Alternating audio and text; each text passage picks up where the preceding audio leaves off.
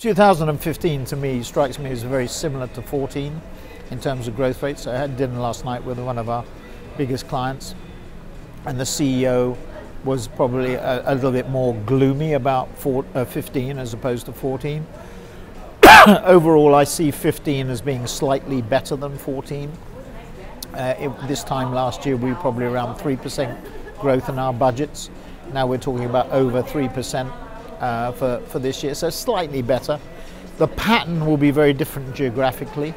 The G2, as I call it, the US and China will dominate, I think. Already see that in talking to people. I was talking to one of our clients this morning, another one of our clients this morning, and described it as a G2 world, and he totally agreed. This was more in the auto market, where America actually is picking up. And car sales, I heard Mark Fields on the television this morning talking about the unit sales, including heavies, around 16.5 to 17.2 million, I think it was, as opposed to 16.5 this year, last year. So US market is improving, GDP growth is strengthening. It's still not where we would like it to be, because I think some of the political issues here in the US, but this oil self-sufficiency, despite the price of oil being down, so knocking out a number of these marginal shale type activities, but the lower oil price increases disposable income. As Erwin was saying this morning at breakfast, Erwin Gottlieb, the average disposable income in the US is about average income is about $52,000, disposable income about $36,000, $3,000 a month. So any fall in oil prices at the pump, gasoline prices obviously increases disposable income, and that's positive. The negative side of it is that some of these oil resources that have been freed up in America or found in America will not be utilized. So that's one thing. The other interesting thing is that, and you see it here at CDS, the growth of 3D and robotic type manufacturing, which is highly capital intensive, gives America an advantage. Whereas before, low-cost labor markets like China, less so now, or Vietnam or Bangladesh, would gain, or Pakistan would gain from lower cost manufacturing opportunities. Because robotics and 3D printing is so capital intensive, America gains. So I think America is in the box seat along with China, and I think we'll see increasingly a G2 emphasis. Having said that, that doesn't mean the BRICS and Next 11 disappear. Brazil has obviously got some difficulties at the moment. Russia has, China has, but I think less than people really think. I mean, it's a strange thing, as the British and the Americans probably don't want the Chinese to win, but they will win.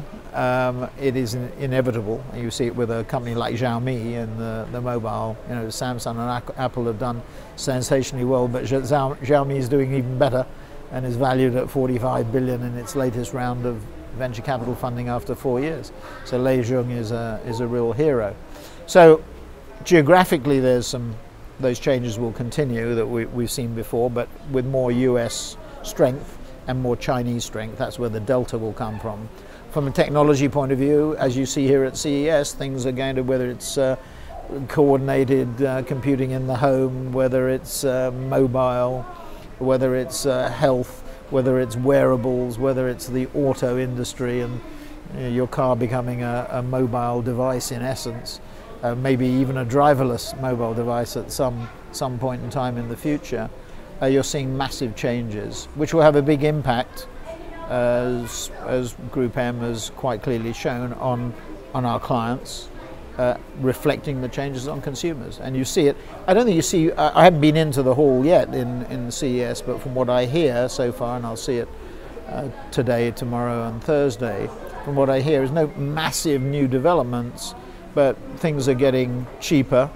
Things are becoming more sophisticated, things are becoming better, things are becoming faster. You know, batteries, for example, there is going to be some very, very significant developments in battery technology, which will make, maybe you won't even have to recharge your device in many cases. So some very fundamental changes, but nothing that you would say, you know, you look at and say, wow, nothing in the sort of 4G, nothing in the 3D category that would make you sit up and take notice, but certainly a continuation of the trends that we've seen, and we'll continue to develop the paranoia that we'll have about the changes taking place. I mean, if it's true that 200,000 people are coming here to CES, it shows how paranoid we've all become.